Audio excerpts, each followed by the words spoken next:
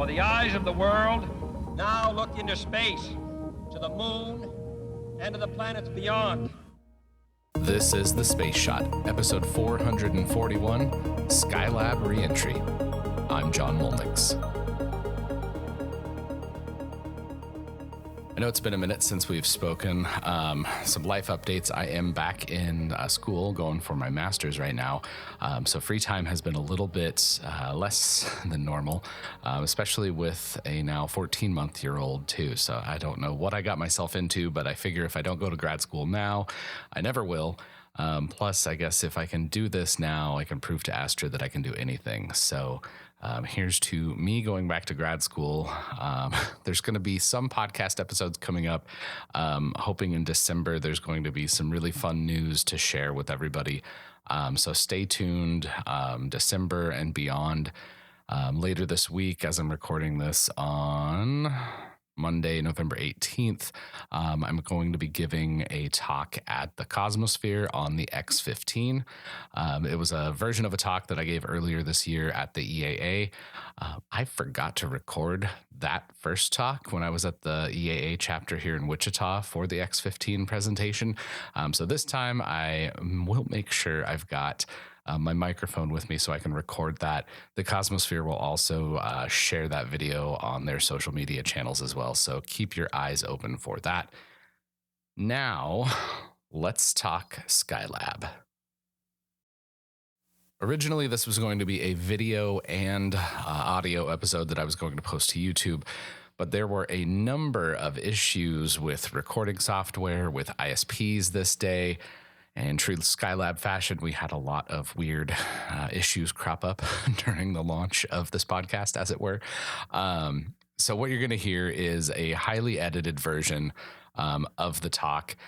Unfortunately, a number of Emily's tracks were unusable. I downloaded a few WAV files. The MP3 even wouldn't work. So I'm not exactly sure what happened with those files. They've been lost to the digital event horizon forever, I guess. But anyways, we've got the majority of the talk with Dwight, David, and Emily, and also Lois from the Space Hipsters talking about Skylab's reentry. Thank you again to everyone who donated to this fundraiser earlier this year. I know we sent out some great prizes that people won for their donations.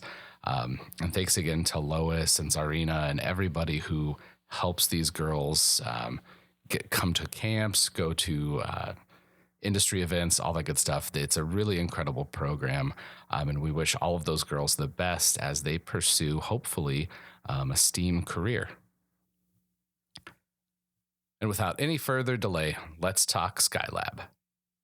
Welcome to the 45th anniversary of Skylab re-entering Earth's atmosphere. It's kind of an interesting time to be celebrating this, considering all of the news that SpaceX has been selected to deorbit the current space station, the ISS. So I'm glad we were able to all get together today, supporting a great cause. And that's how we're going to kick it off here. We're going to talk to Lois about what we were able to do for taking up space. So Lois, if you could just tell us a little bit about why this is such a great group, great program that they do for those girls. Yeah, it is a great program. And I think all of you know that Serena Salido started this program, Taking Up Space. It was Girls Taking Up Space originally, but it actually turned out that name was copyrighted when she went to go form the nonprofit. So it's Taking Up Space. And the group started working with girls, middle school girls in the Tucson area where Serena lives, and realizing that middle school is that time when girls lose confidence in their academic abilities, and particularly in math and science. And by the time they get to high school, where a lot of intervention programs start, it's too late. I mean, the girls are already a year and a half behind with their math and their upper level science classes. And so Serena's targeted the middle school level. And she was going great guns. And when the pandemic hit, it became a nationwide program, because her Tucson program was written up in in a magazine called Indians Today, which is a national magazine that a lot of Native American communities get. You might see copies of it if you go to a casino or other Native owned business kind of lying around. And so when the pandemic hit and she went virtual, she had people from all over the country saying, "Can my daughter do it? Can my daughter do it? Can my daughter do it?" And so she started the virtual classes once a week. For these girls. And at the end of the program, the girls that go through this program, which is a STEAM-based curriculum that starts them off at about age 10 and takes them up to about age 13 or 14, kind of depending on their age. They can stay in the program for 3 years. And every year, the girls that complete the program, and they have to have attendance, they have to do monthly projects, they have, they get exposed to all kinds of different things and all kinds of personalities, native knowledge. Astronauts have come on for them. Steve Sherman comes on and does a math lesson for them occasionally, things like that. The girls that finish up get a trip to space camp. Nice. And so that is very expensive, and it gets more expensive every year. Every year that I've been involved, it's gone up $100 a year, in terms of that. And that's fine, except for when you're dealing with 10 or 12 girls, that's, another $1,200 that you've got to raise and things like that. The girls love it. The parents love it. One thing I did not know when I started doing this is that a large percentage of the scholarships that are actually offered to kids to space camp go unclaimed, because even though the space camp scholarship will cover the cost of space camp, some of these parents can't come up with the $600 or $800 that it takes to get them there and back. So we made sure that we provide not only the space camp scholarship, but everything they need to get to space camp and back. So if not having bedding is a problem, we'll give them bedding. I mean, that kind of thing. But what we've done this time, and John, it was such a wonderful idea for you to do this fundraiser that we've just done.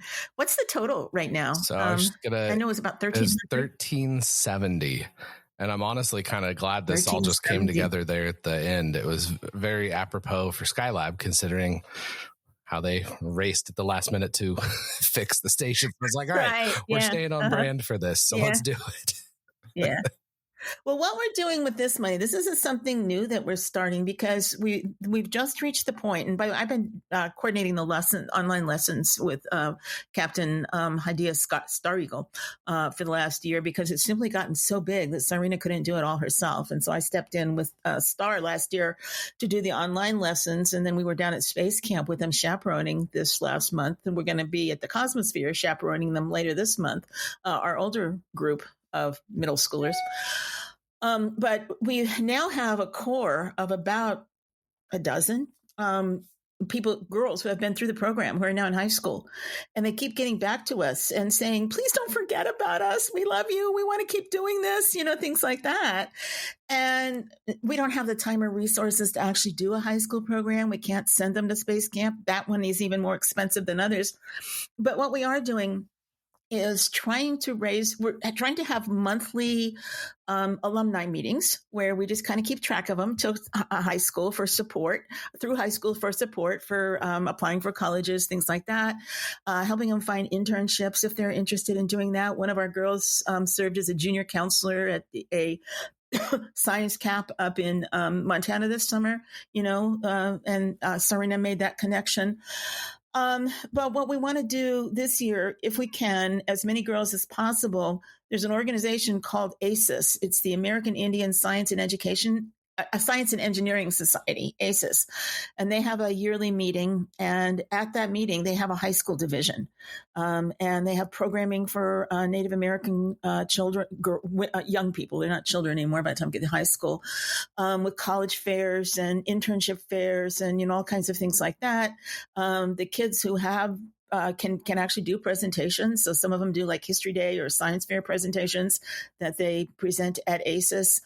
And we want to send as many of these high school girls to ACES as we can by giving them either a $500 or a $1,000 scholarship to go to ACES, depending on where they're coming from and actually how active they've been in the program in the past year, whether they can apply for the $500 or the $1,000 one. We don't know how many are going to be able to do this. It's in October. It's in the middle of the school year, but we think it's the best way to sort of get them together and also hook them up with a larger network of people that can help them through their college, high school and college year. So that's what this $1,000 is going for. It's our first scholarship. And that's such an important time. Sorry, Mr. Tim just decided to jump up on my lap here. That's such an important time for networking, for learning how to reach out to other people. It's such a great way to get them involved. So I'm glad we were able to help out with that.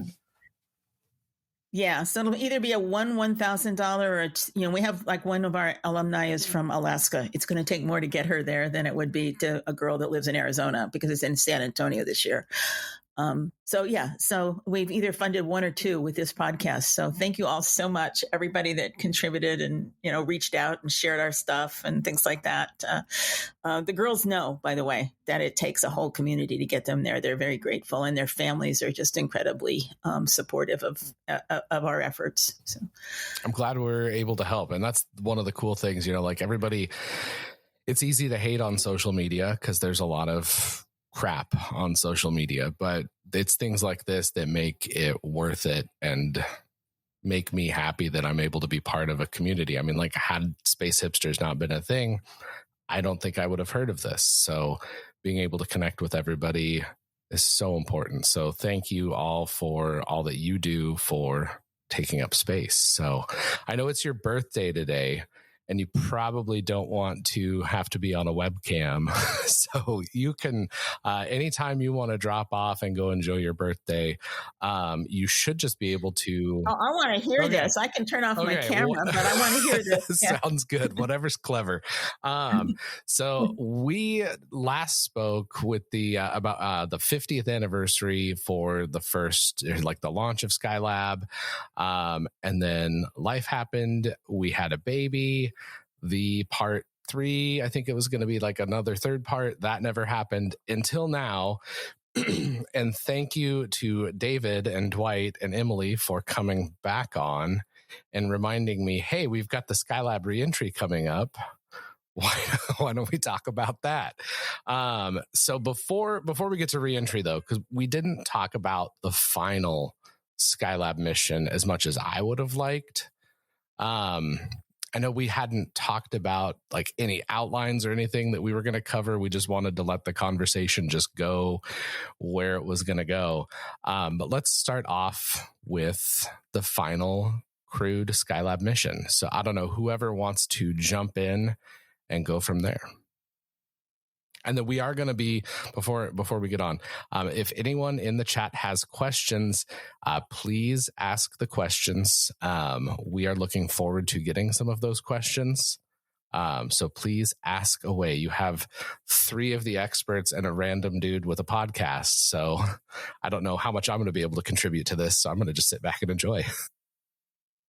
Well, if I can start, I was talking about this with my wife today. Emily, you were crucial in getting this myth of this alleged mutiny sorted out. So, and we were saying how difficult it must have been back in those days for you to get the information to prove that it never happened.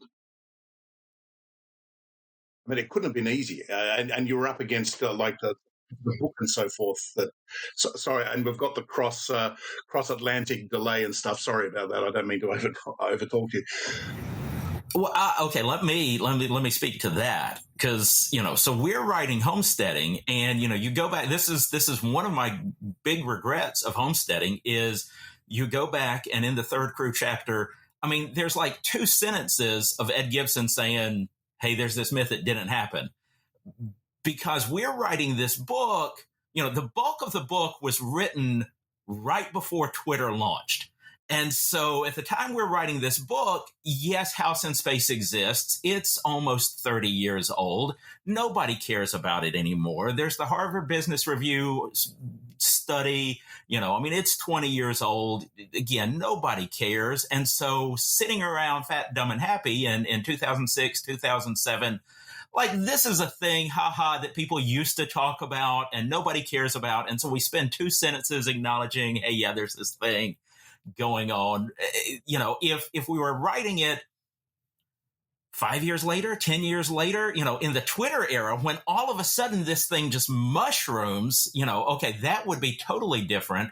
Emily, I am trying to use the cover of your book to convince them that homesteading needs a re-release with a pretty cover like Starbound has.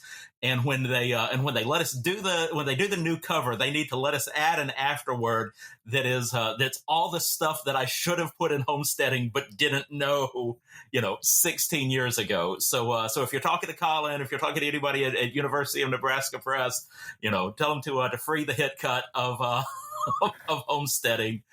But it's been fun. As someone who has 3 copies of it, I would buy another copy. So I mean, like, there's a market for that. So pass it on to my publisher.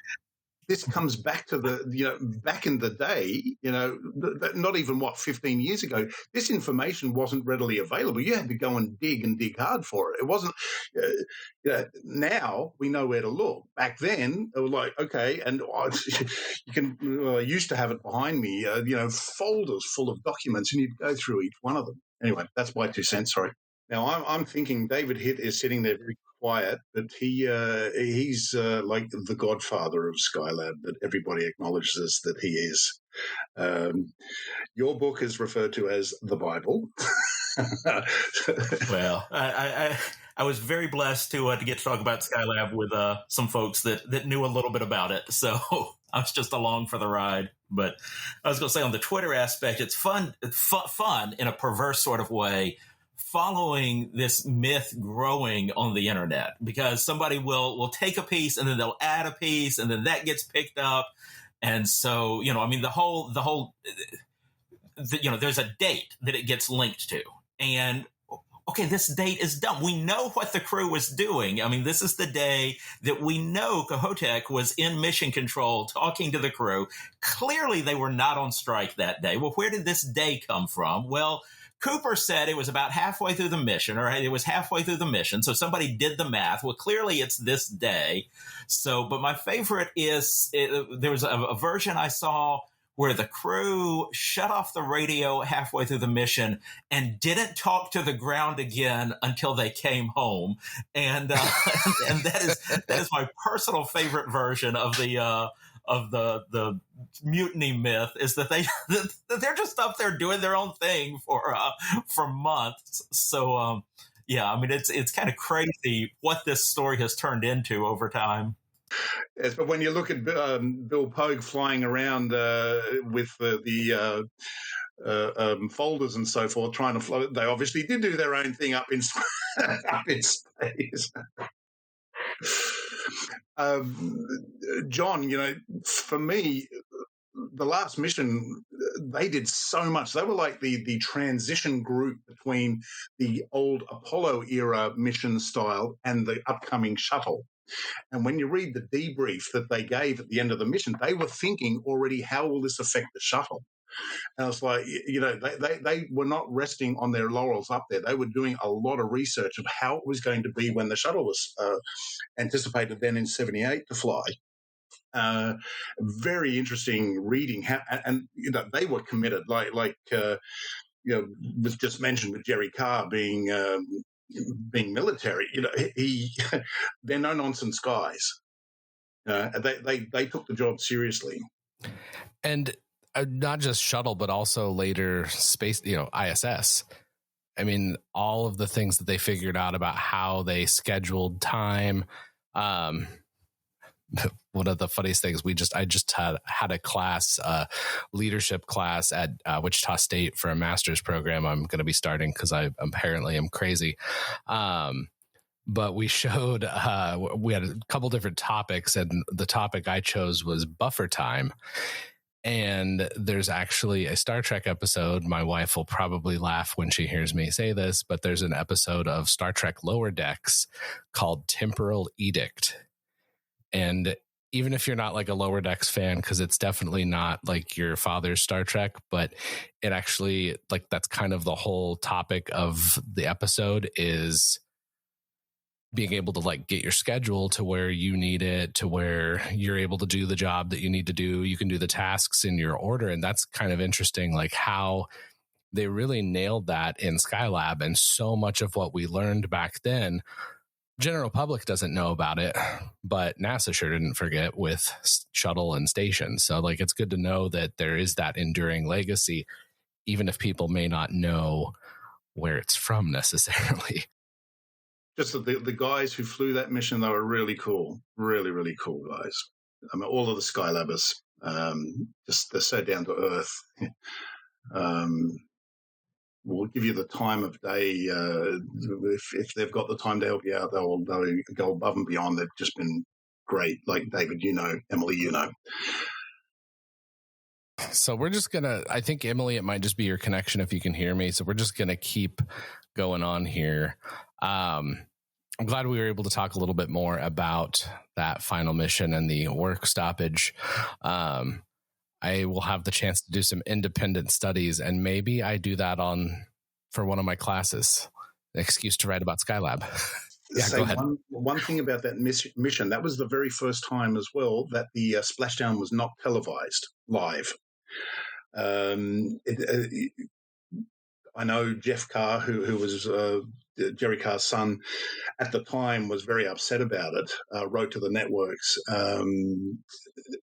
Ed was saying to us that, well, on the bright side, it made space travel so it's not mundane, but so normal that it wasn't necessary to show the splashdown. I suppose that's his way of sort of dealing with it.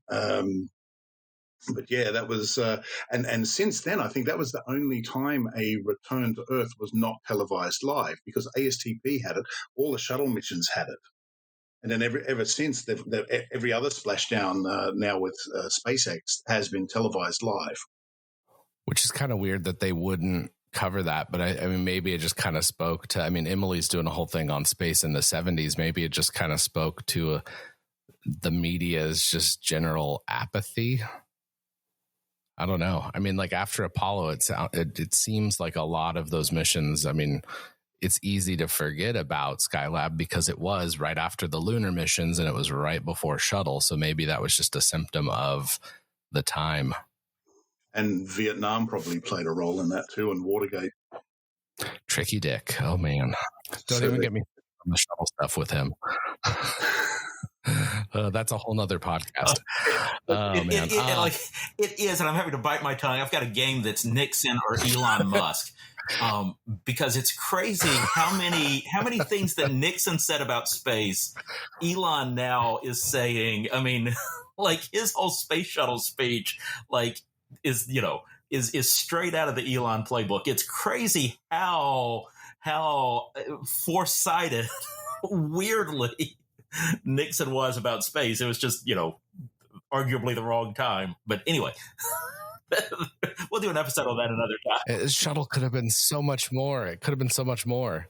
Let's see. And Lois just said, I've taught the Skylab Mutiny in 2 different college classes, a sophomore level historiography course, goodness gracious, where we talk about how myth becomes history, and my space race class, which I want to take both of those. Why'd you have to like tease me with a class I won't be able to take because you're retiring? Where 99% of students have heard of Skylab before the class starts. I think David owes me a lunch for all the books I've sold for him. And an updated paperback version would have a market. I agree. I appreciate it. I agree. And both of those classes sound great. So like, I'm kind of bummed that that's not a thing. I did have a question for Emily. So you're doing that space in the 70s presentation. Is the general like antipathy that the public had towards space at that point something that you touch on in that presentation? Because I'm kind of bummed I won't be able to go to Houston to see that. I wish they had like a live streaming option. It's tough because it's only a 20-minute presentation, and I have to fit 10 years into 20 minutes. So I do touch on it I wrote a paper that goes with the presentation. The paper is much longer. the paper is roughly 7,000 words or so, and that does touch on the antipathy people started having. I think I put in the fact that the splashdown wasn't televised, and there was actually an astronaut in the early 70s, Phil Chapman, the first Australian American astronaut, who in his very blunt Australian way, he wrote a memo to all the astronaut scientists, and I uncovered it a few years ago. And the memo was basically like, look, NASA is not really, now that we've landed on the moon, NASA's kind of given up publicizing this, and we need to do something about it, because they're going to, the government's going to come and cancel all our programs, including the second Skylab. And Chapman was right. They did cancel the second Skylab. So, yeah, there was a certain amount of antipathy, I think, externally and internally. I don't want to. It could probably be argued that NASA, once the moon landing was done, they didn't really publicize space efforts as well as they did before the moon landing. So, yeah. And I was flipping back through Homesteading Space just over the last few days, and I think that was one of the things that was like touched on, is there was going to be the joint mission with the Soviets, and the Soviets, like, I guess, what, David, you'll know all the details, but like they didn't believe the NASA people that like there wasn't the funding for the station.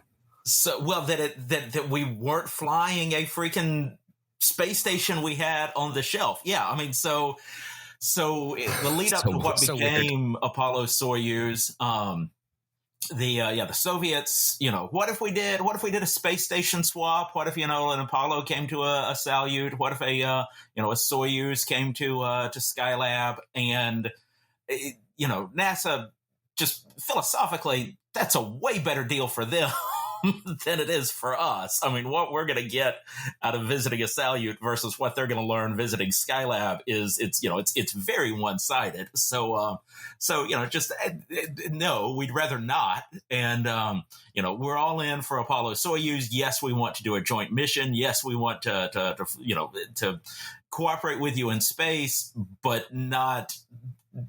No, not a space station mission. So NASA's excuse, I mean, there's definitely truth to it, was, we've got the Skylab manifest planned out. We've got these 3 missions. We've got what we're going to do. Sorry guys, we just can't accommodate, a Soyuz docking in the middle of our Skylab manifest, and so that was kind of our why we're not doing this. And like I said, I mean, it's an excuse, but it's also very true. But so the Soviet Union came back and said, well, hey, fine, we totally understand that, but we know that you've got that second Skylab and that you don't have those missions planned yet. When you launch the second Skylab, can we go visit that? And the U.S. said, no, you don't understand. We don't have the budget for launching that second Skylab. And the Soviets said, well, yeah, no, I mean, we understand your U.S. government, you're on budget years, and that would be a future year, and you haven't had that allocated yet. And that's like, no, you don't understand. We are not launching the second Skylab. And so to the Soviets, the fact that we built an entire, complete flight hardware space station that is, that we instead cut up and put in a museum was just mind blowing. As Owen would say, of the, of it being on display in Air and Space, that's the second best place that it could have been. And definitely some truth to that. Yeah.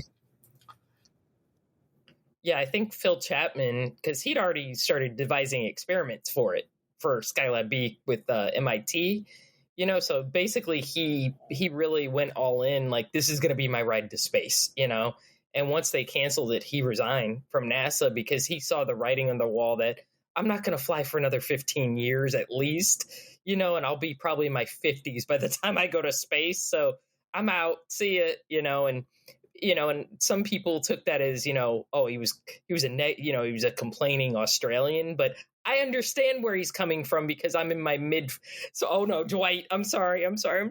But, no, I understand where he's coming from. Now that I'm in my 40s, I'm like, I don't want to wait, 20 years to do something. You know what I'm saying? So yeah, I get where he's coming from, but Yeah, it's in the Air and Space Museum. It's kind of sad, but yeah, you can go visit it. Well, you will be able to visit it once it's open again. In the meantime, come to Huntsville or go to Houston, and you can walk through Skylab's either of those places. The one in Houston's really trippy, especially with that little like mannequin that they have slowly rotating around. That if you don't know it's there and you like glance at it, it is kind of creepy. That room at Space Center Houston is where homesteading was born. I had the thought, man, somebody needs to write a book about Skylab, and always had excuses why it wasn't me. And it was walking through the other one at Space Center Houston and standing there looking at that I decided, all right, when I get home to Huntsville, I'm going to send an email to Owen Garriott, and so that room is where the book was born. Yeah, the rest is history. So we've talked about legacy a little bit, and part of that legacy is where Dwight comes in. The lessons that were learned from that, like we could talk about that, the frenzy that was around it. The main lesson learned from Skylab is if you're going to land a space station, land it in Australia because we're friendly. We've got experience, right? So note to SpaceX. Australia, Western Australia, there's pretty much nothing you can hit that will kill anybody. So go for it. And I will say this much. I remember as a kid in Sydney, so on the other side of the country, we knew we were in the landing footprint because they were talking about it on the news. And I was just talking to my mother last night that I was nearly teary-eyed going, are we going to die tonight? And the night before it crashed, and I was concerned. I don't recall that. The vibe was this hysteria that is going to crash on people, and you've seen the photos of the helmets, the paper helmets that gave you a nanosecond of warning before it killed you. It wasn't until we had already started filming the movie, so this is 2017.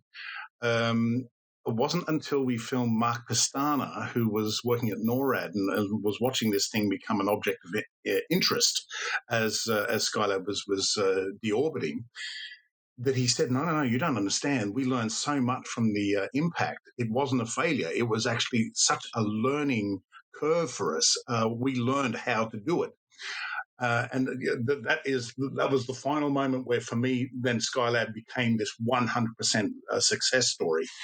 Me growing up in Australia, we knew that it crashed there. They had the Miss Universe competition, I think 10 days later, which is where the first time the world saw the debris.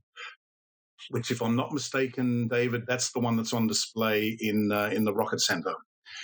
That's what they televised live to the world. There was also Super 8 footage of somebody who filmed it in Albany, which is south of Perth. There was a Channel 9 television camera in Perth that actually filmed the debris. That's the stuff that was shown the next day on American television. Now, I was lucky. 5 years ago, I was at the 40th anniversary in Esperance for Skylab, and it's the one place in the world where I had the jacket that I have with the Tim Gagnon's beautiful emblem on the back of the Skylab program. And people would just stop me and go, oh, let me tell you, when I was a little kid, we were playing with Skylab that washed up on the beach.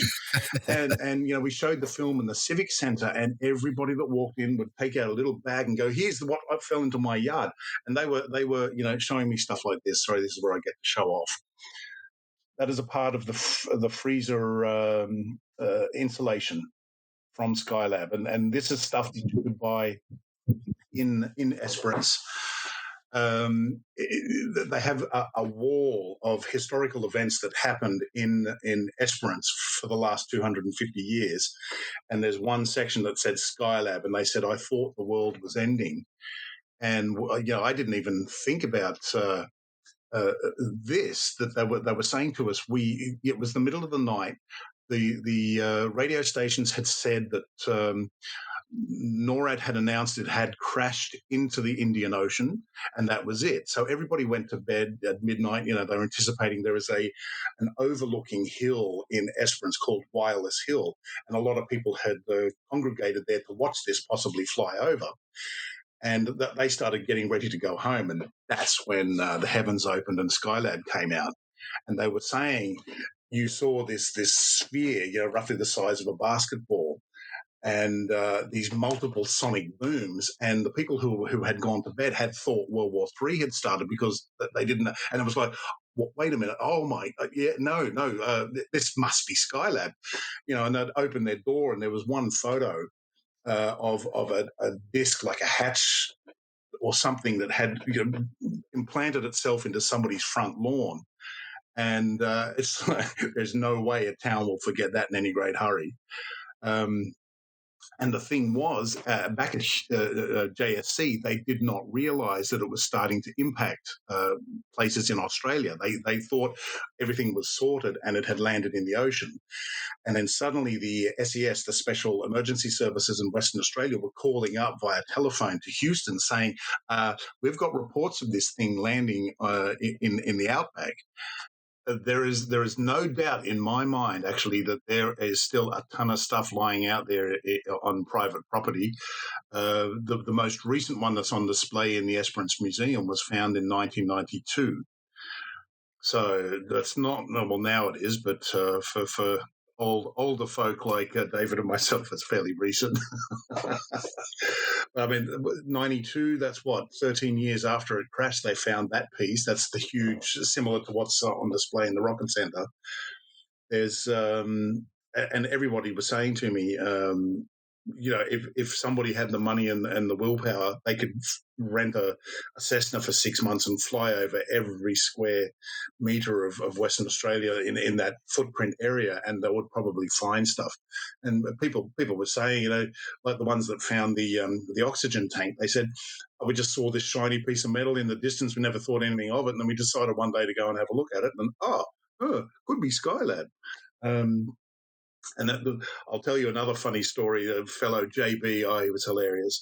He was a young boy at the time, sort of, I would imagine, like 12 years old, and he went to bed and he woke up and he said everyone was running around in the front of the lawn going, oh, my God, what's happened here? What's happened here? And he's saying, what's all this about? And they're going, didn't you hear anything? He goes, no, slept all the way through it. That's my husband. He would probably sleep through it and then be like, what's all this stuff in my lawn? Yeah. You can actually find this, and I know Dave and Dwight and John, you've probably seen it too.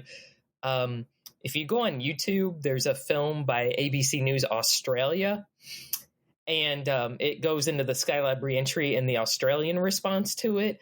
I suggest everybody who's into the subject watch it. It is really informative. It really shows how it unfolded for the continent. And it's hysterical as well, because some of the calls that come in, I'm sorry, Dwight's going to kill me. They crack me up in how Australian they are. The guy from Salmon Gum who calls, that had me rolling on the floor, because he was like, I'm not going to do an Australian accent. I thought about it and I was like, I will insult every Aussie on the planet. But I have the transcript, because I actually transcribed it, because I was like, this is hysterical. I was terribly excited to see these bright lights, various colors. There were little flashes of orange and green among them. They were traveling in a northeasterly direction on a downward slope. Imagine this isn't an Australian accent, like the most Australian accent you can find. I don't think there's any doubt about the fact that if some of those pieces survived, they must have hit the continent of Australia. I rushed inside to ring up, which means for the Americans, that means he was making a phone call. I was most frustrated. I couldn't get to anybody, and you people were crossing to America, and they were saying it's going down and it's going there, and I'd just seen the damn thing falling. It was so hysterical, because there were actually people calling in real time, like, hey, I just saw it fall outside, and it's very fascinating. The first woman who called, I think it was the first woman, it was really cute, because she was like, yeah, it was marvelous. It was really beautiful and stuff. And she was very charming. The guy from Salmon Gum cracked me up. But yeah, what they were seeing indeed was Skylab falling out of the sky. So yeah, and yeah, if you haven't heard that yet, I would go to YouTube and watch it. It is a really, when that came out, I listened to it like, God, here's my nerdiness coming to fore. I've listened to it like 30 times because it was just amazing. Because it's funny because the US is like, oh yeah, Skylab's down, it re-entered, we're all good, goodbye everybody, see it. And then everybody's like, in Australia is like, wait a minute. It's outside, it's out the door, it's right out my door. I mean, seriously. And that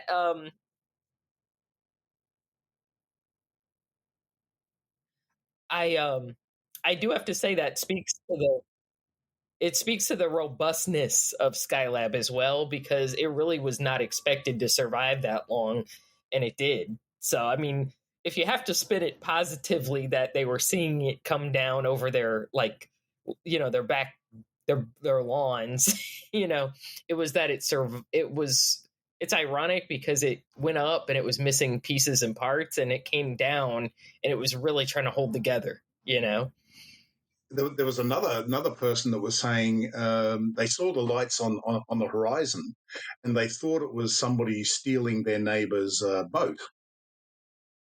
And they're like, no, it's too high up. What's this all about? It's like, oh, wow. And a lot of them were taken by surprise. It took them a couple of seconds to equate that. No, they just told us on the radio it had already impacted, and yet we're seeing stuff in the sky. Hang on a minute, that's Skylab. Yeah, yeah. There was also, we probably heard of the story of Stan Thornton, who was a 17-year-old teenager who found pieces of Skylab, flew all the way out to San Francisco to claim a $10,000 prize, and he did it in the nick of time. He landed in the US without a passport. Because when you go to Esperance, you'll understand why no one there has a passport. So why? They're in the middle of nowhere. Well, didn't he get like an escort too? Like that's such a wild story. They actually, because it was a matter of national security, they granted him a special provision entry visa without a passport. That is crazy. So makes me proud to be an Australian. He knew about the competition in the US. Stan is now a truck driver in Western Australia, and I think he was doing his internship at the time with a company, and his boss said to him, "Hey, have you heard about this competition in the US? You found a piece of Skylab, haven't you?" And he goes, "Yeah." And then they were like, "Well, how do we get you to the US?" And Esperance is, I'm sorry, doing this in kilometres. I'll quickly. It's 500 miles from Perth, and Perth is a 5-hour plane flight to Sydney. And there's no flight that goes from Perth straight to the US. You have to go first to Sydney, change your plane, and then you take the across Pacific flight. And in those days, you had to stop in Honolulu because of the distance. And it was just a headache getting him sorted out. And in the process, they were trying to get his passport, an emergency passport, given, but because he was running so late for time, he ended up not picking it up. And so then they landed in Honolulu, and he had to go through passport control, and that's where all the headache started because he didn't have a passport on him. He was like a VIP on the Qantas plane. The captain knew it was him, and so it was not important whether he had one or not, although when you leave Australia, you are supposed to present your passport to show it. Because of the fact he was suddenly an involuntary celebrity, they sort of waved him through, not thinking what happens when he ends up in the US. And all I can say, thank God we're a friendly nation to the US, because if he wasn't, it would have been a nightmare for him. They probably would have turned him around. And they granted him that special permission to enter. And then San Francisco is the city that offered the prize, the newspaper, sorry. And he went in there and claimed the $10,000. And from what I heard, he ended up buying a car with it, a brand new car. because in those days actually no, it was a stronger Australian dollar. So yeah, but he had enough to buy a car. I was just, before we move off the re-entry to the grand prize, I wanted to I feel obligated to jump in and despite everything that we've just been talking about, it sounding to the contrary, Skylab was a controlled re-entry. That's the new myth that I want to beat down now that we've kind of nailed down the mutiny. Is anytime anything comes in uncontrolled. There was a while back a Chinese rocket stage that came in uncontrolled, and Twitter blows up with shades of Skylab, reminds me of Skylab. It's that for all that did land on the ground, it could have been so much worse. And that there were places that, like Emily said, the spacecraft proved to be more robust than they anticipated. And so pieces of it lasted longer than they planned. But the way that they had to control the station with no propulsion systems, nothing but the control moment gyroscopes controlling the attitude, so they could put it increasing drag by popping it broadside into the wind, or they could speed it up by pointing it velocity vector into through the atmosphere. Kind of a minor miracle. The technology that they had at the time to calculate the trajectories, nothing like we've got now. But yeah, and so that's as a Huntsvillian, the software to bring Skylab in, developed at Marshall Space Flight Center. The other anybody that says it's uncontrolled, the thing that I can point to, you're wrong, is astronaut Bonnie Dunbar. Before she was an astronaut, she was part of the team in the mission control room for Skylab Reentry, working controlling Skylab, bringing it in.